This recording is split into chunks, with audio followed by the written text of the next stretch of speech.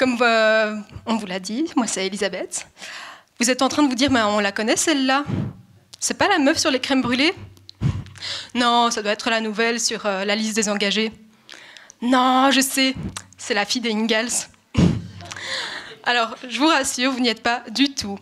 C'est juste que je monte régulièrement sur scène. Ça commence à me connaître, puisque c'est la 5e fois depuis 1 an, si je compte ma chorale gospel. Et je commence à bien aimer ça. Alors, ma première fois, c'était très chouette. C'était avec vous, avec Empreinte. J'avais très égocentriquement fait monter mes camarades sur scène pour jouer à un sketch que j'avais écrit. Et cette année, j'ai décidé d'être encore plus égocentrique et de vous parler de moi. Une vraie humoriste. Alors, je suis végétarienne et la viande, ça ne me manque pas du tout, du tout, du tout. Il n'y a pas une odeur de saucisson? Non, faut me comprendre, hein. Entre les bouchées au fromage, la tomate mozza, les légumes à tremper dans du fromage blanc, heureusement que je ne suis pas végane. Sinon, j'aurais le choix entre du houmous et un cure-dent. Et j'ai mon premier trou.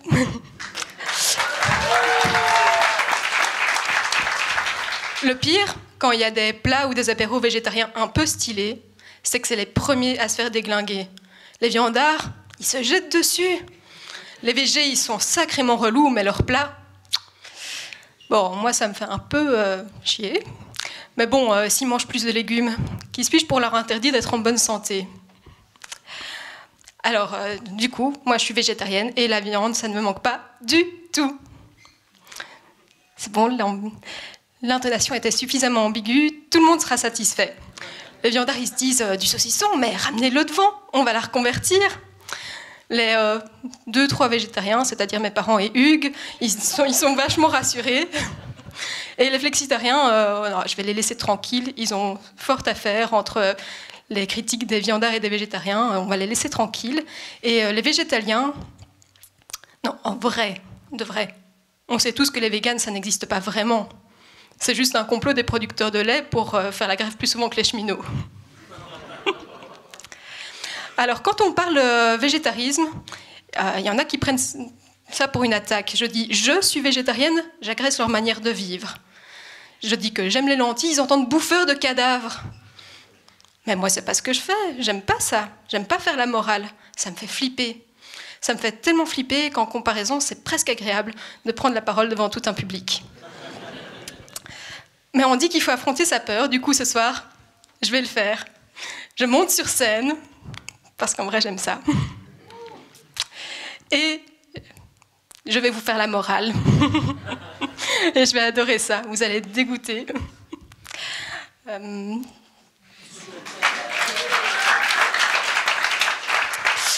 Sur Facebook, je vois souvent cette image qui oppose le steak de viande au steak végétal. Ben oui, bien sûr que tous les opposent. Il y en a un qui préfère se faire griller au barbecue enduit de sauce, tandis que l'autre, au quinoa métissé champignon, fait ses salutations au soleil, aligne sa chakra. Namasté. Non, mais en vrai, le steak végétarien, il n'est pas aussi bobo que ça. On peut parler d'un produit transformé quand même, ça sent un peu l'usine. En vrai, je crois qu'on peut même en parler de fricadelle pour végétariens. Et oui, qui a dit qu'on n'avait pas le droit à la malbouffe? Tandis que la viande, ça c'est de la vraie nourriture, hein. Pour les bonhommes avec de la protéine, du fer. C'est la naturalité brute, l'héritage direct du chasseur. L'instinct animal. Charal. Oh, il faut que je travaille un peu sur ma tessiture. Je voudrais revenir sur quelques éléments. Alors, tout d'abord, le steak de bœuf, je voudrais dire que le steak haché, c'est du steak haché de bœuf. Voilà. Oui, j'ai utilisé un animal où on entend le pluriel, c'est mon côté grammaire nazie. Ça. Alors, on n'a pas le temps de jouer au jeu du juste nombre, donc je vais juste vous demander cet exercice. Vous avez un nombre dans votre tête, et je vais vous dire que c'est plus. Vous avez tous un nombre dans votre tête, voilà. C'est plus. Voilà, on estime qu'il y a 60 à 80 animaux différents dans un steak haché. Une cuisse de marguerite, la rate d'un bleu blanc belge, un jarret de crin blanc.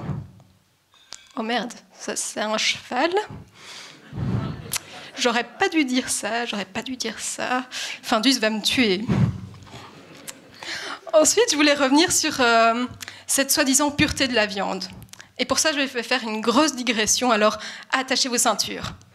Non, c'est pas écolo ça, donc enfourchez vos bicyclettes. Je ne sais pas si certains dans l'Assemblée connaissent la série Robin des Bois de la BBC.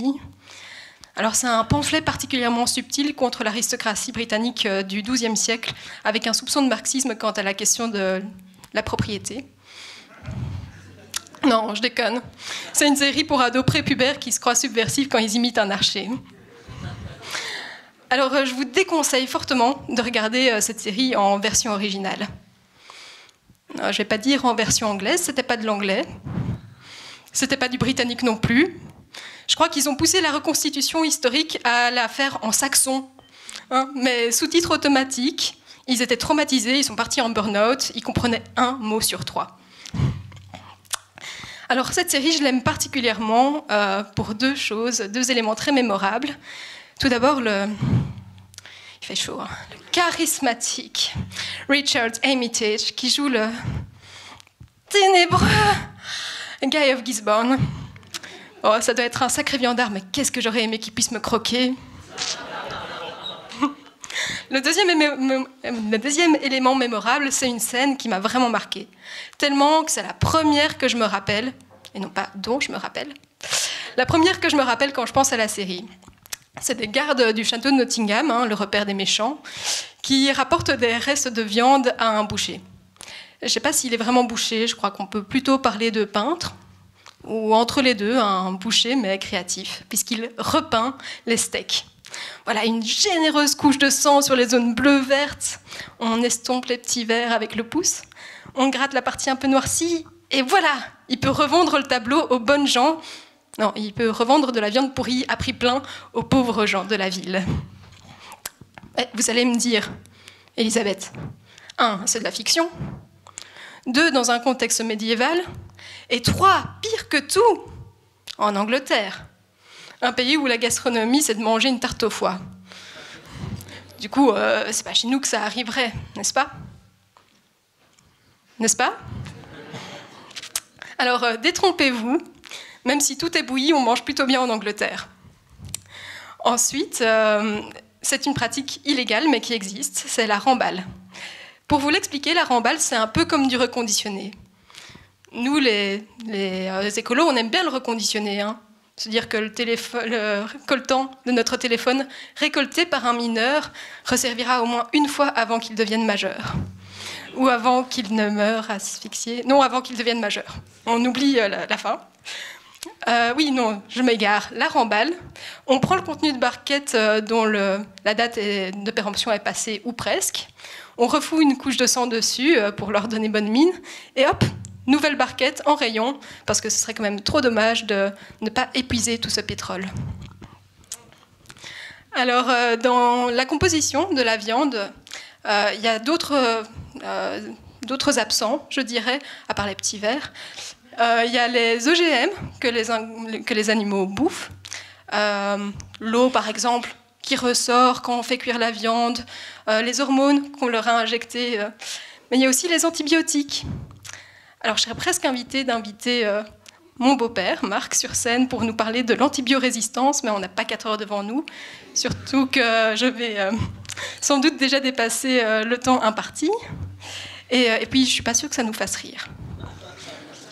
Non, c'est pas toi, Marc, c'est nous.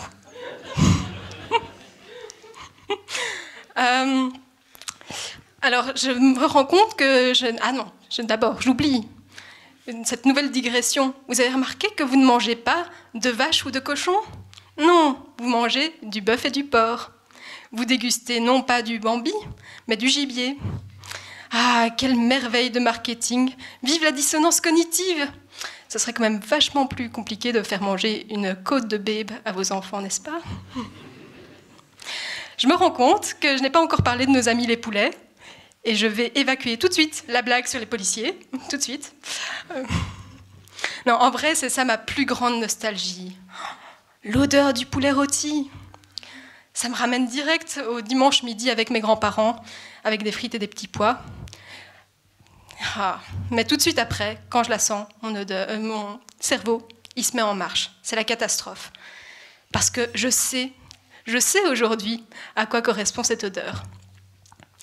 Vous voulez pas savoir. Et ce serait vraiment très cruel de ma part de vous en parler.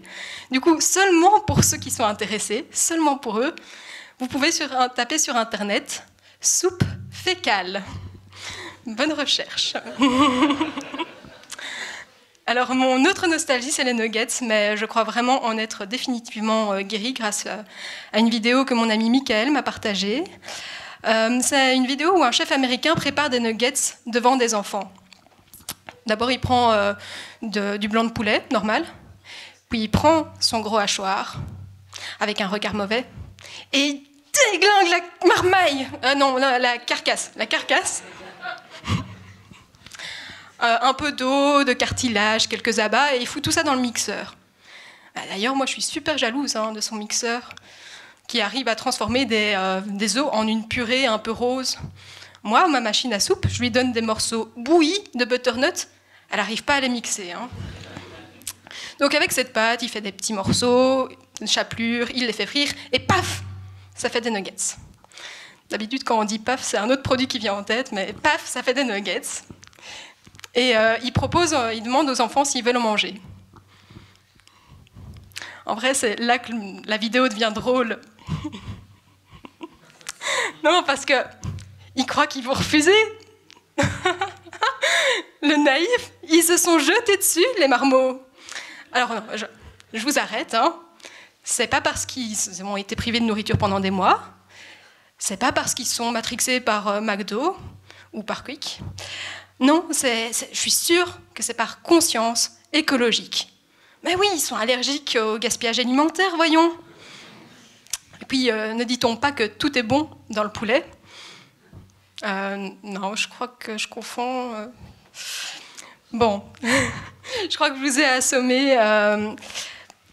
Franchement, je n'ai pas dit tout ce que j'avais à dire. Je n'ai même pas évoqué toutes les incohérences du monde de la pêche. Mais mon intervention doit s'arrêter un jour.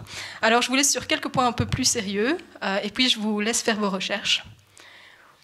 Ou pas. Mais faites-les quand même. Enfin, non, parce que je ne suis pas censée vous faire la morale.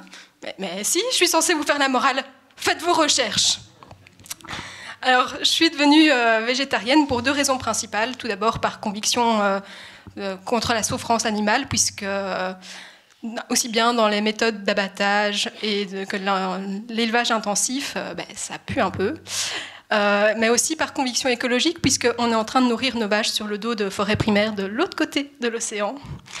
Mais moi, je vais un peu faire attention à comment je mange, à ma santé, équilibrer les plats. Surtout que je suis sportive, donc je ne dois pas lésiner sur les protéines. Et c'est pour ça que parfois, je me tourne vers les produits transformés. On n'est pas à une incohérence près, n'est-ce pas ? Mais moi, j'ai un petit souci. Je fais comment quand la société va s'effondrer ? Parce que je ne sais pas vous, mais moi, je ne sais pas comment on cultive des steaks végétaux.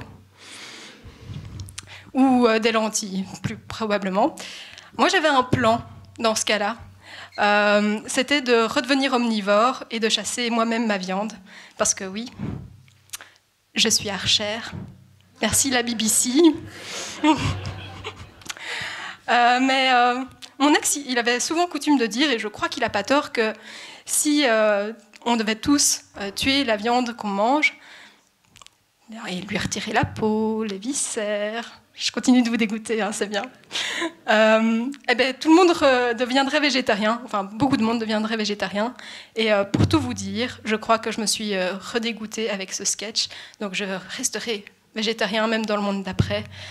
Donc je vous laisse, je dois aller voir comment on cultive des lentilles. Et peut-être que l'année prochaine, je reviendrai vous donner quelques conseils. Merci. Merci Elisabeth, un tonnerre d'applaudissements.